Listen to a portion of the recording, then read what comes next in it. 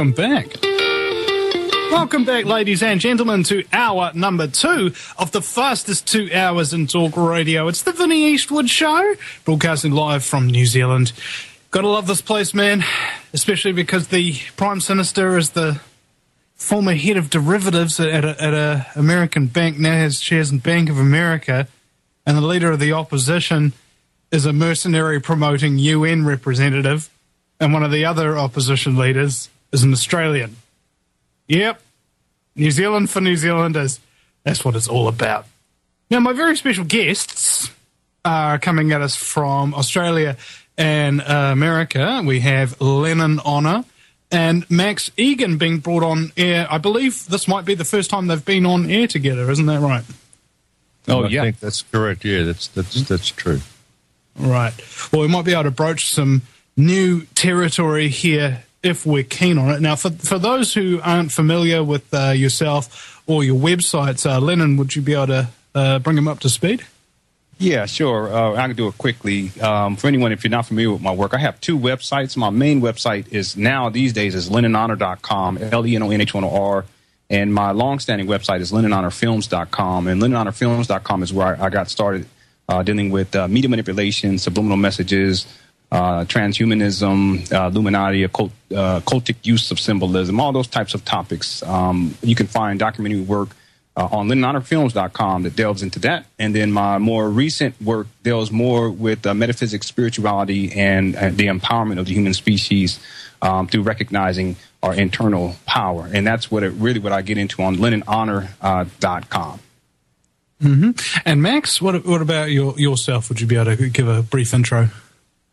Filmmaker, radio host. I've been doing this for quite a few years. I've got a website called thecrowhouse.com. You'll find everything about me on that website. It's all there. It's all for free. You go and check it out. How's all that? right. That now, was brief. Yeah, that was brief, eloquent in its brevity. Now, the world today, in my opinion, has a real problem in consciousness. And as Tony Robbins has coined it, he says, humanity is suffering from a lack of faith. Not faith in God, not faith in the economy, but faith in themselves. And I think that it's really manifesting quite massively as a breakdown in the family unit and the destruction of people's, well, basic intelligence. What do you reckon about that, Lenon? Well, I would agree. I think it's been a long-standing challenge for the human species in point of fact. When we can look at on an individual level, too, in terms of the control network that we find on the planet, but even as a species, there are specific challenges that we face.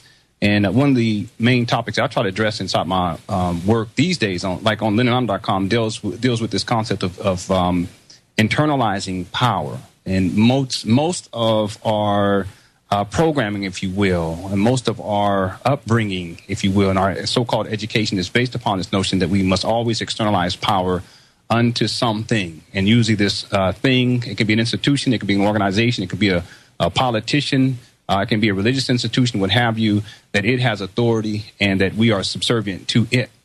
So most definitely, I think one of the main challenges that we face as a species is one of identity, recognizing that we do have internal power and that we can use that internal power to consciously create. Yeah.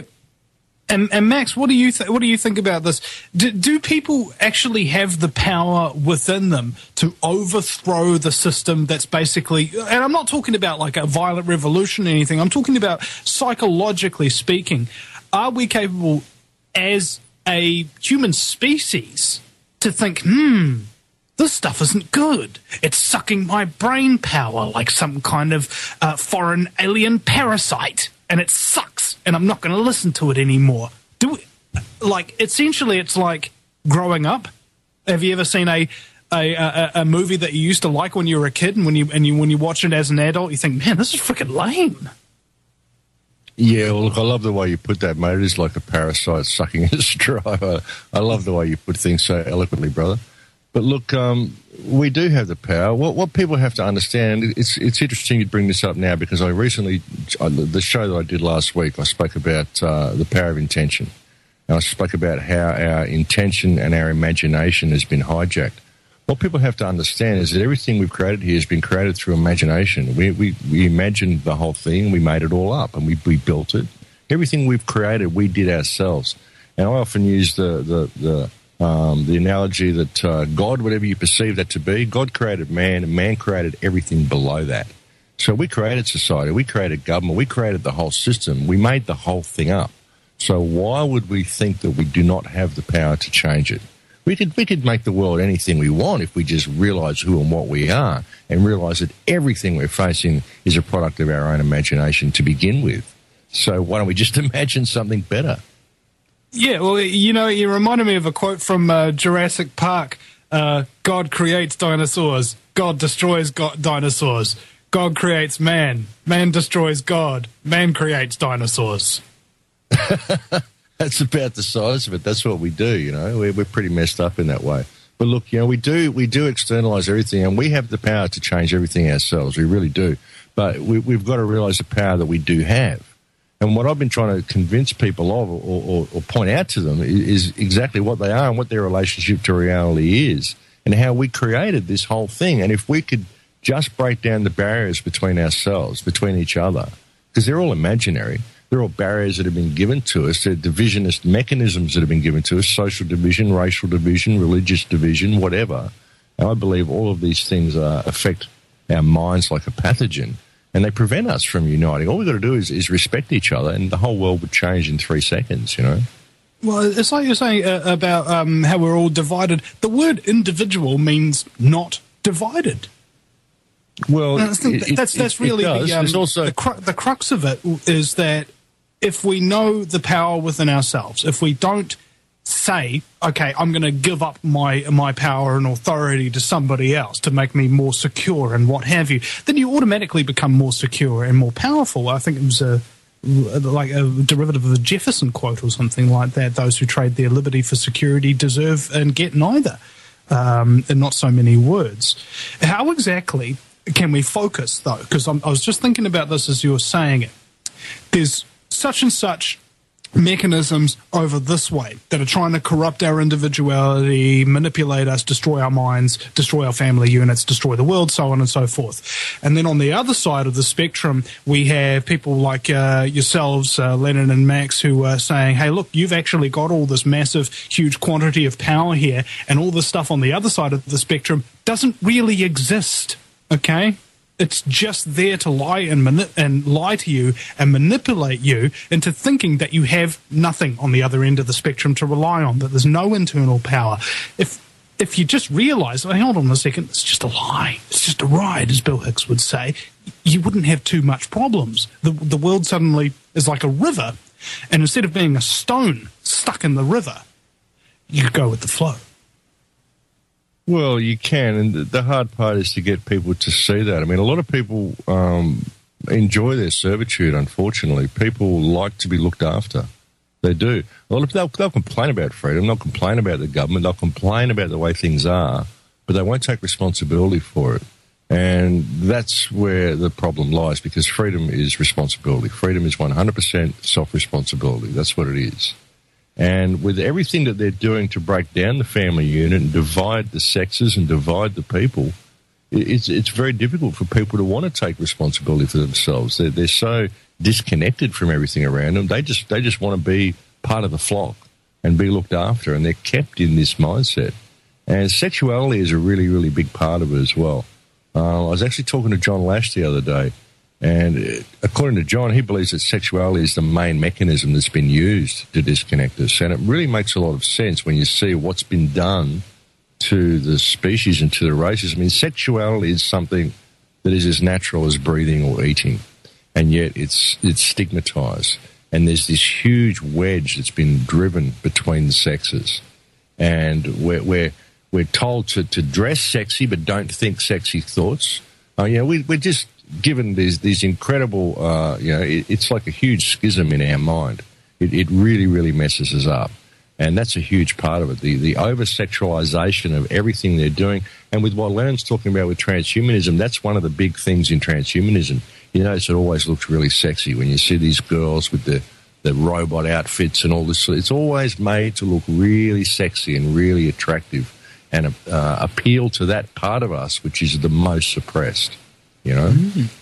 Lenon, I'd be interested to hear your perspectives on this. Yeah, I would add to one of the things that Max initially stated, and I'm in total agreement with, is that the system. This is my take on it: that the system exists because there is a need for it to exist, and that so long as people externalize their power, it will exist. And we find many people who try to fight the system and try to tackle the system, not realizing that it exists because of their mentality in the first place. And this is to say that if you continuously externalize your power, something is going to come along to take care of you. You may not necessarily like it, or you may like it for a moment. But it exists because there is a need for it to exist. It will cease to exist when the species chooses to internalize its power and create something totally different.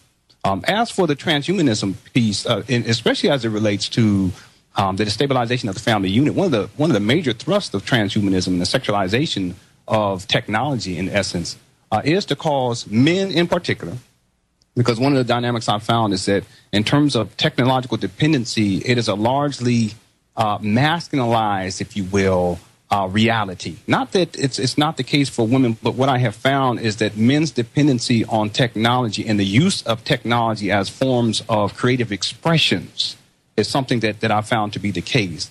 And so therefore the sexualization of technology is often accompanied with the feminization of technology so as to appeal to a demographic of people who we would classify as being men. Well, this holds implications as to how men function in society in real terms, meaning how they relate to actual physical, biological human beings that we would call women. And one of the things my wife, and I'll close out with this, one of the things that my wife and I were very much committed to is providing people with an example of a positive male-female relationship wherein a husband and a wife of 12 years and raising 5 young children at the same time, we are engaged in this experience that can function as a model as to the power that can be generated when masculine and feminine beings come together in wholeness. And we work with this principle called the wholeness principle. That is to say that I am not divided from my wife, and my wife is not divided from me.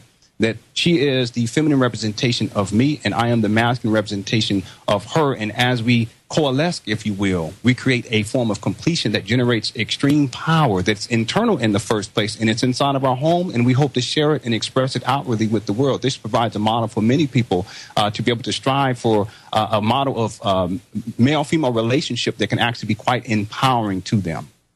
Now, I was being told by, ironically, a female super soldier about the divine masculine and an effort to wipe it out from society. You know, if your village is invaded or something of that nature, the divine masculine says, "Oi, I'm going to kill you." And that mentality of, "Oi, I'm going to kill you," is just kind of gone out of society. It's like it's been sapped out of men, quite literally. Don't you think that the whole warrior spirit of protecting your women and children and your village and so on and so forth, violently if necessary, and the thing is, violence isn't violence unless you're the one that first does it. If you're defending yourself against an attacker, it's not violence technically, is it? And what do you think is your perspective on the effort to wipe out that kind of divine masculine spirit, the protector, the guardian? Yeah, well, the protective force, that is the masculine principle. It doesn't necessarily mean that the protective force is seeking to kill anything at any given time. Because in point of fact, the masculine being has the capacity to use his level of intellect to solve problems without having to go to war or to fashion tools of destruction or weapons of quote-unquote mass destruction, if you will. However, if it ever comes to that point, a man must recognize that if it's necessary for him to protect himself, more specifically to protect his children or his family, he must do whatever he must do. And I'm of the caliber of man who believes that to be the case, but also recognize that I abide to that principle, but also recognize that most problems can actually be solved by simply using my intellect, and that there's no need most of the time, in most cases, for us or for anyone to necessarily go to war. However, one of the things that has happened is men have been thoroughly stripped of this protective force that is really, I consider to be innate as masculine beings. And that is to say that every single man must have something to commit himself to that is greater than himself. and that he must be willing to put his life on the line for that which he perceives to be greater than himself. So in my case, being a husband and a father, of course, my wife, our family institution, and in particular our children, this functions as something that is greater than myself, and I am willing to lay down my life if necessary. But I also recognize that other forms of sacrifice must be necessary in order for my family to be able to thrive. One of the things that has happened because of social engineering and programming, of course, is that many males, in particular young boys, are stagnated in particular levels of development to where they don't ascend, if you will, into the realm of manhood, let alone to the realm of honorable men. And one of the things that I'm doing with my sons is I'm preparing them and providing them with the guidance that they need to where they can come into a level of manhood at the age of 16 or 17 as opposed to 28 and 29 when I came into a level of manhood that was at least halfway respectable. And so part of what needs to take place is a transmittance of this level of information as well, and along with all the other degrees of information that is uplifting to the species, but in particular for young males to be provided with information that they need so they can become men sooner and then in essence be able to function as providers and protectors of that which they perceive to be greater than themselves. And from my vantage point, what I teach my sons is that is what is greater than you, is that what allows you to duplicate yourself in physical form. That therefore is your wife. Therefore you must protect that which provides you with an opportunity to duplicate yourself. And of course, that which is the duplication of you is your children. Therefore, you must make sure that you make sacrifices and commitments to your children that are long-standing. And these are the principles that I teach my sons. There's quite a defathering agenda going on specifically. And I remember in my own personal life, Mum came home with this pamphlet. You know how school guidance counselor give out those pamphlets with all those symptoms on it, or could your child be on ADD or something like that? You know, and it's like every single symptom of being a teenage boy that you could possibly conceive of. So you're like, oh my God, that's me. And instead of putting me on drugs, she actually hired a guy named Derek Haywood who to come around and hang out with me once a week. And all of a sudden, I stopped being violent at school. I started being more responsible because I had for the first time in my life really, a male role model that was there in my life, a positive one that was treating me as an equal. Suddenly, all those disciplinary problems and things that I had with schooling started to stop. And I think that's a really important lesson for me, is that, you know, boys do need men to emulate and in order to develop themselves. And I think that goes really for women and their mothers as well. We'll be right back after the break. Lenon, Honor, and Max Egan are my guests, ladies and gentlemen. Back in a minute. Welcome back, ladies and gentlemen, to the Vinny Eastwood Show, broadcasting live from New Zealand, which is a frackload, you know, of distance away from anybody, but conveniently we've got the technology to bridge that gap. My very special guests from the United States, Lenon, Honor, and from Australia, Max Egan today, and we're talking about, a whole range of things that basically tie into the family unit, what it means to be a man, what honor really is, and so on and so forth. I was thinking while I was taking the wiki leak about knighthood, right? Chivalry, way back in the day. And I was just like, when I'm driving around and I see somebody, you know, waiting to turn, and they look like they've been waiting for ages, there's a whole bunch of people stacked up behind me, and I know I ain't going to let them in. I'll let them in. When I walk in and out of shops and things of that nature, if there's somebody behind me or in front of me or something like that, I'll open the door for them. I'll hold it open for them. You know, just general courtesy at pretty much all times. And very occasionally, I get that courtesy returned. Not usually by the person who I showed it to in the first place, but usually by a complete stranger who's just doing the same thing that I'm doing, just being a good cat. You know what? Am I one of a minority who believes this way, that if you're just generally nice and courteous to people, that the world will be a better place someday? Unfortunately, you probably are, Vinny, you know, but it does work that way. You know, if you give to the world and if you put positive energy into the field, then you get rewarded by doing so. The field will always look after you because you do so without expecting a reward. If you expect a reward, it doesn't work that way. If you do good simply for the sake of doing good, that's the way it works. And I'm living proof that it works. That's why I've been living my life for the last 5 or 6 years. Sometimes when I'm in the supermarket, I'll buy the groceries of the person next to me. It might be all the money I've got in my wallet, but I'll buy their groceries as well. And it blows them out, and it'll always come back to me when I need it. I've had people leave the supermarket in tears because I've restored their faith in humanity by simply buying $20 worth of grocery for them. You know, because they have this little basket and they're there. And I just said, can you run this person's through as well? And they just said, wow, I was down to my last $20. I had no faith in humankind left. I was really, really depressed. And you've just restored my faith in humankind. From something isn't that interesting? $20 gesture, you know? Isn't that interesting? Because, you know, that very same phenomenon occurs all over the place. And then you think about this. How much money has been spent to destroy people's faith in humankind versus how little it takes to restore it? Absolutely. Absolutely. Well, that's why I finish every show with In Lakesh. I am another yourself. If you can treat people as yourself, then it changes everything. The deception factor also irks me a little bit, and let me explain what I mean by that.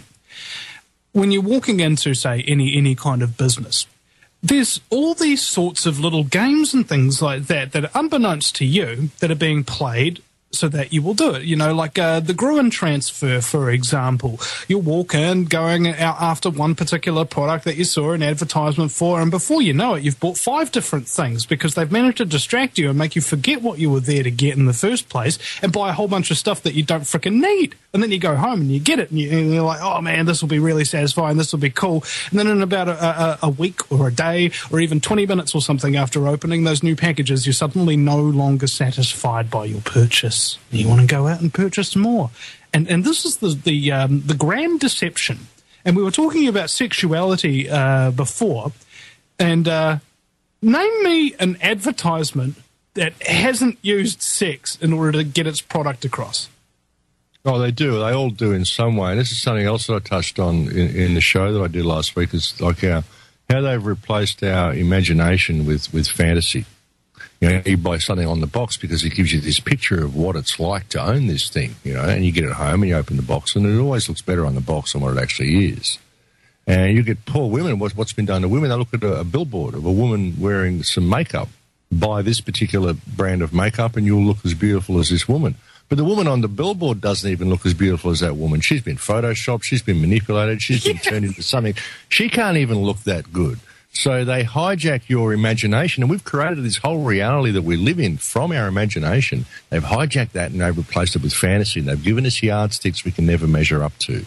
And so everything we want, it's all larger than life. And when we get it, what we experience is actual life. It's not larger than life, it's actually life, but it's always larger than life on the box because it's based in imagination. Or it's based in fantasy, not imagination, you know. I kind of see this as sort of like, you know, when you give blood to somebody and you get an infusion of somebody's blood, right? I think this is an infusion of fantasy, but the blood types don't match and the body's rejecting it, and that's why everybody's starting to get mentally ill, depressed, and sick all the time. Well, yeah, it could be. We live in a society that promotes sickness and promotes mental illness. I mean, everything about this society is designed to create that in people. We've got a society that is designed to reward sociopathic behaviour and take that little spark that's in everybody, that negative spark that is in everybody, and nurture it as much as they can. That's what they do. So, yeah, you've got to be careful. When you look at Gnostic teachings, the most important thing in Gnostic teachings was what they called enoia and epinoia, which is intention and imagination. So they've hijacked our intention, quite unbeknownst to ourselves. We're doing things that our intention in what we do isn't always the best because obviously we're kept in a society where we've got to pay to be alive. So most of our intention goes towards exploiting other people and making the money that we need to survive because we have to. You know, no matter what our good intentions may be, it gets kind of hijacked. And what we're aiming for is not something that we can imagine and create. It's fantasy that we can never achieve because we're given all these imaginary yardsticks. So they've hijacked our intention and our imagination, our enoia and our epinoia. And that's the most powerful things that we've got because that's what creates reality, imagination and intention. So, you know, we have to be aware of what's going on here, pay attention to what's going on. Yeah, I do find that quite annoying. Lenon, I wanted to get your perspective on this as well, about how basically when you're raised from child to man, or baby girl to woman, how your perspectives change on things. Because I don't know about you, but I've seen so many people basically never develop past who they were in high school or who they were when they got their first job, that kind of thing. What is it? Is there an intention to cease all human emotional development, or what? I think it goes back to something that Max said earlier, and that is that it's all created out of what is already there. If you look at people's imagination, I think that there is an aspect of human psychology as a species that wants to maintain itself in a position of arrested development, because it seems to be easier that way. It just seems to be easier for a boy to remain a boy as opposed to ascending into the realms of a man and ultimately ascending into a realm of an honorable man. The levels of responsibility, and again, the key word, and Max brought this up earlier too, is being personally responsible. There is a lot that is wrapped up in that, and there is an aspect of human psychology, I believe, as a species that is I shouldn't say unwilling.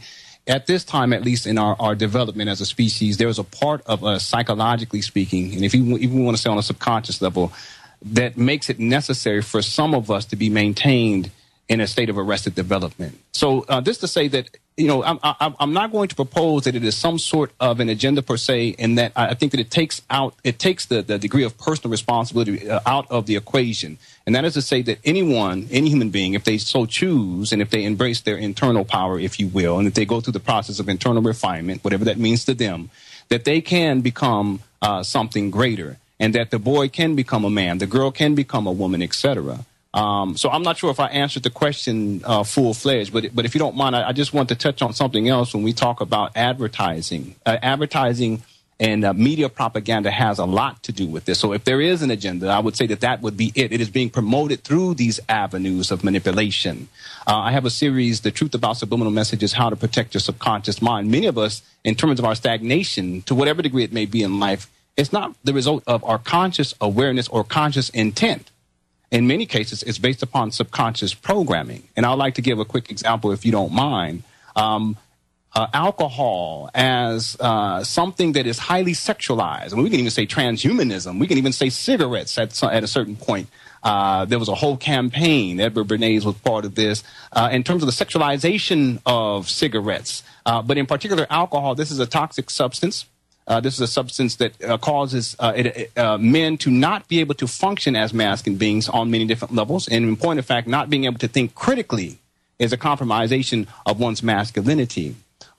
This is a toxic substance that is being used and has been used so as to compromise women in particular ways, so that men, and more specifically sexual predators, can have their way, per se. And this is a toxic substance that has destroyed families literally. And I can say that from personal experience in my childhood. And the reason I'm bringing this up is because why, therefore, would anyone at any given point, and I know there's probably many different reasons, but why would anyone ever want or ever get to the point where they begin to think for a moment that somehow to drink alcohol will make them attractive? That somehow, if as a man you drink alcohol, women are going to be attracted to you and you will appear to be sexy. Again, it's selling an illusion, if you will.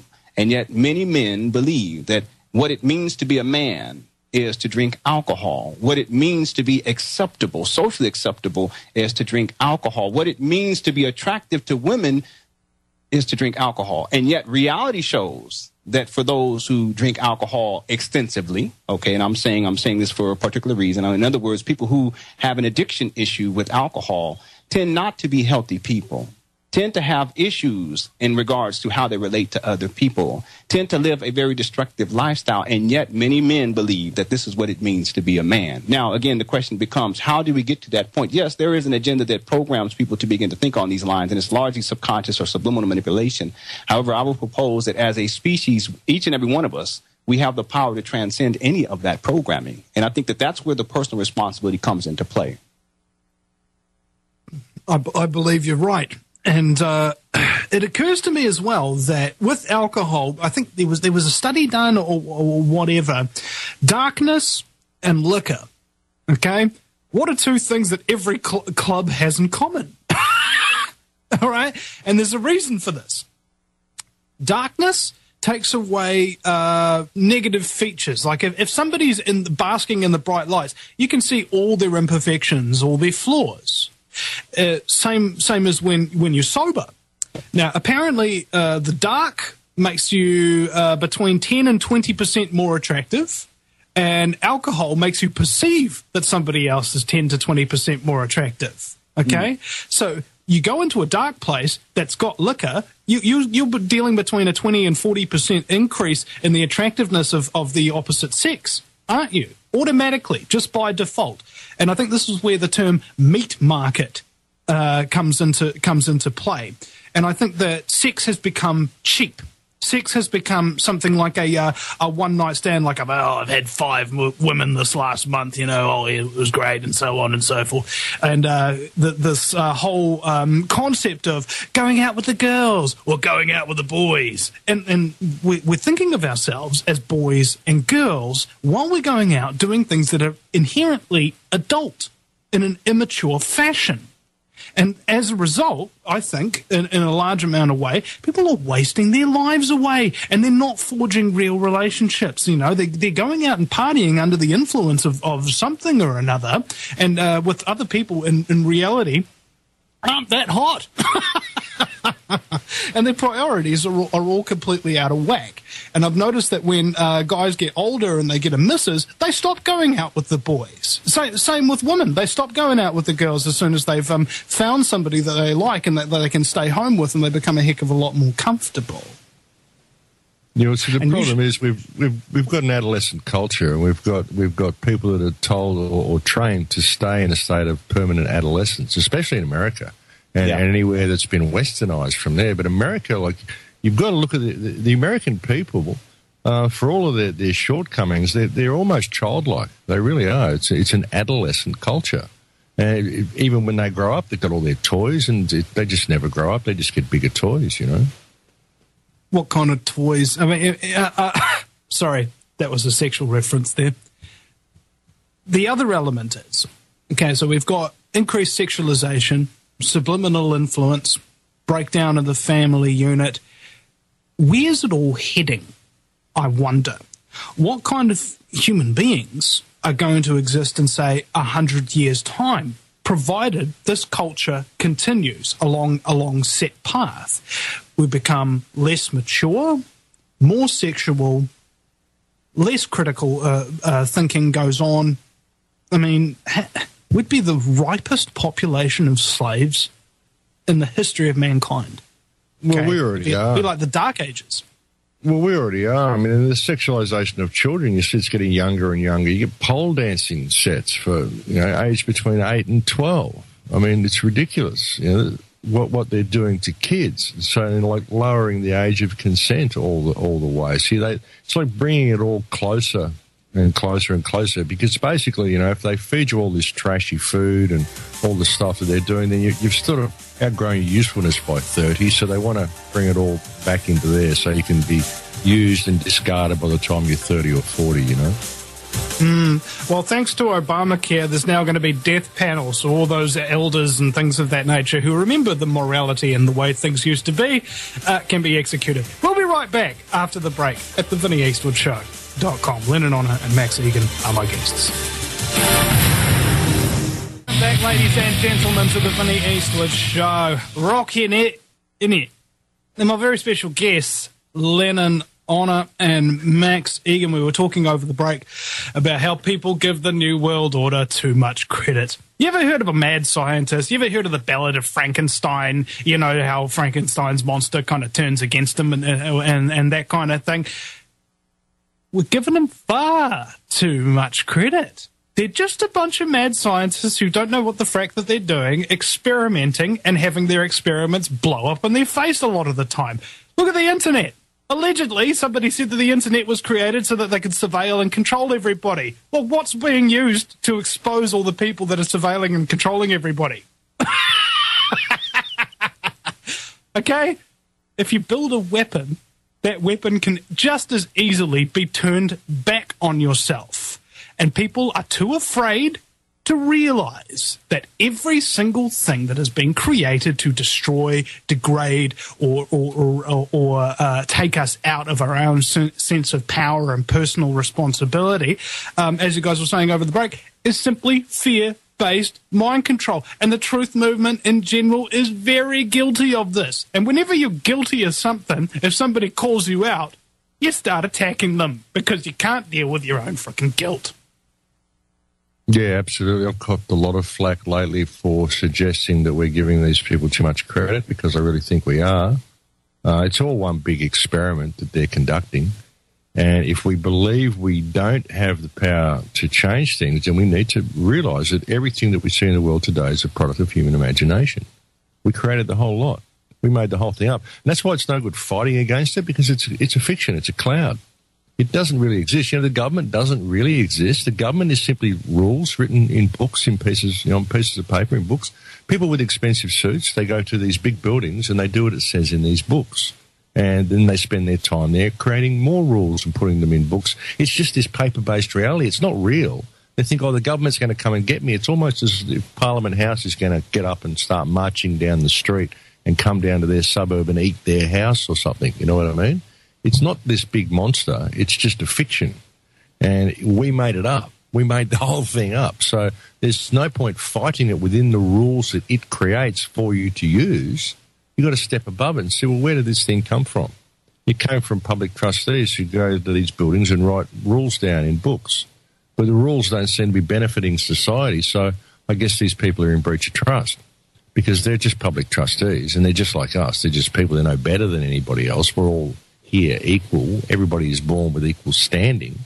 They may not have equal skills. They may not have equal ability. Everybody is not born equal in that sense, but we are certainly born with equal spiritual prowess and equal spiritual ability and an equal right to be here.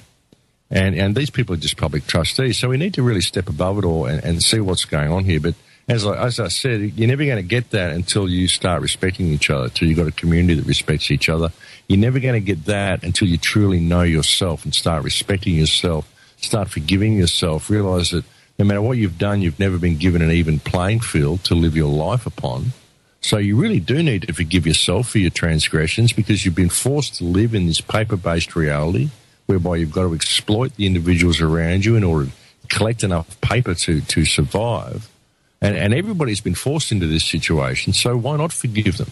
Why not just put it all behind us and realise what we've created here is a product of our imagination and simply create something better, you know? What I really hate is truthers who blame the sheeple and say, "Oh, you're just slave scum," and they get a monkey on their back, and they think that humanity is the problem. They're all stupid and that we all fell for it and whatever, as if they were never deceived by it, as if they were awake the whole frickin' time.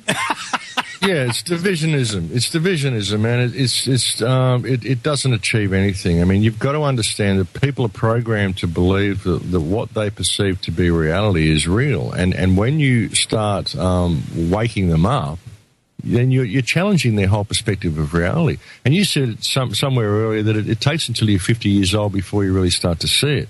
Yeah, because it takes that long for you to really realise that the world shouldn't be this way. It takes a lot of years of accumulated knowledge to just go, hang on, this isn't right, you know. So you're really challenging people's belief and challenging people's whole perspective of reality. It's best if they wake up on their own, and the best way for people to do that is for you to lead by example in what you do. Show them that there's a better way.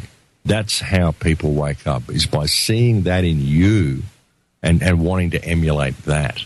You know, like what Lenon's doing with the way he's raising his family. That's a beautiful thing.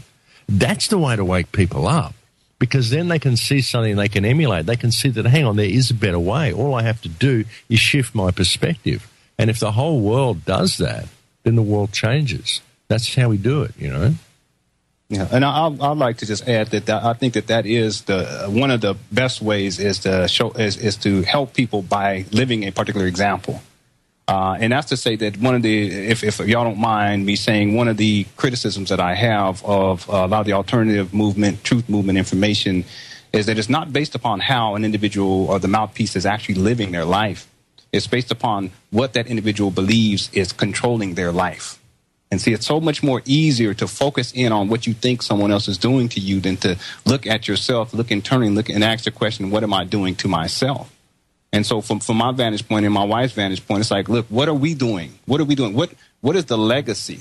Okay, so in essence, we're transcending time now because our example just doesn't exist with us, my wife and I. It's going to exist in our children as they grow older, and they can present another example for another generation. And as a species, it may take eons, but just imagine if for a multitude of generations, the example was being set based upon how people are living, not based upon what they perceive they need to externalize power to, like the New World Order or reptilian shapeshifters or global bankers or Illuminati, what have you. You know, we can look into all of those things, and I've been there and I've done that. And one of the concepts that I work with is sometimes we wake up from one dream and we believe that we were asleep, and we wake up and we're just starting a new dream. And we're in that dream, and then we call everyone else asleep, even though we're just asleep. We're still sleeping. It's just a different level of sleep. And I think that to come out of the slumber really comes down to how are we living in real terms. I think that that's the key. And I also want to say, because I know that Max, he said this earlier, that he had gotten a lot of resistance when he began to talk about the alternative movement information and how it really is fear-based mind control programming. I've had that too. I wrote an article titled "The Truth About the Truth Movement" maybe about 3 years ago, and I was thoroughly amazed at the type of response that I got, and people were so upset. And I just thought about it. I was like, why is it that we get so caught up in these fictions of based upon what we think other people are doing to us, as opposed to looking at what are we doing to ourselves? It goes back to one of the preeminent statements that Max made earlier, and that is that this all comes out of us. And we have to own up to that as a species. Not only do we have to own up to that as a species, but we have to be willing to create something that reaches beyond us in the moment. And that's what my wife and I were doing. Max is doing with all of his productions that have been, world-renowned for many, many years now. I mean, you're doing it with this radio show. I mean, there's many different people who are doing things that are going to extend beyond their current existence, if you will. And it just so happens that the primary way that my wife and I were choosing to do it at this time is through our children. And let me just say this. We homeschool our children. We feed our own children. We give birth to our own children. I delivered my last 3 children at home, me and my wife unassisted. No doctors, no midwives, none of that. We did that ourselves. That's probably why they survived, Lenon. Well, the point being is that I can complain about the medical establishment. I can complain about everything that's taking place inside of the hospitals and, C-sections and all these types of things. I can complain about that all day, but are we willing to be responsible? Are we willing to create a whole new reality that's based upon being personally responsible and not externalizing our power? My wife was the one that initialized that as a possibility. And at first I was fearful. I said, I don't know about that. I think that that's an extreme. But then I recognized that I had to honor her and her creative power. And we have given birth to our last 3 children here at home. These are the types of things that we can do. It's a living example. If you make yourself a living example, you inspire other people. And I found this in myself because I took personal responsibility for the fact that there was no truth movement kind of commentators, no radio shows, no YouTube channels to any great effect here in New Zealand. And I went out and started doing it. Now, all of a sudden, there's actually lots of other different activists in New Zealand who I've brought on the show who are starting to do a lot of good work. And even a lot of other radio shows and YouTube channels from people all over the world that have started, who have actually messaged me and said, you inspired me to get off my ass and start doing something. I was like, exactly. Just watch somebody else who's doing it and copy them for as long as you can, until you find out, oh my God, actually, I've got my own style now. I've actually got my own personal methodology of doing something that's very unique to me. And it's not like I was faking it in the first place. It's just I was thinking like somebody else, and eventually I learn through doing things to think for myself. And I think that's something we all need to really recognize is you can be inspired by other people and they can change your life. But at the end of the day, it wasn't them that changed your life. It was you all along. Mm-hmm. Absolutely. Mm-hmm. Yeah, well, see, that's the best thing we can do in this movement as well, is to just plant seeds, because real truth is realized. You can't tell someone the truth. They have to realize it for themselves. And planting seeds, the best way to plant seeds is to lead by example in all that you do. All right. good place to leave it, gentlemen. Thank you very much for joining me on the show today. It's been pretty awesome. Lenon Honor's website is lenonhonor.com, lenonhonor.com. And Max Egan is thecrowhouse.com. And he also has a very awesome film out called Transformation. That's thecrowhouse.com/transformation, one word, .html. Guys, again, thank you very much for your time. Oh, my pleasure. Take care. My pleasure, Vinny. Nice to be on the air with you, Lenon. Yeah, you too. It was indeed an honor. Good to hear your voice. Yeah, we'll have to catch up and do a show. Yeah, absolutely. I do radio shows too, so I would love to have you as a guest. And thanks, Vinny. Thank you so much. Both of y'all, much love to you. All right. And thank you, ladies and gentlemen, for donating and supporting this show. We'll see you again.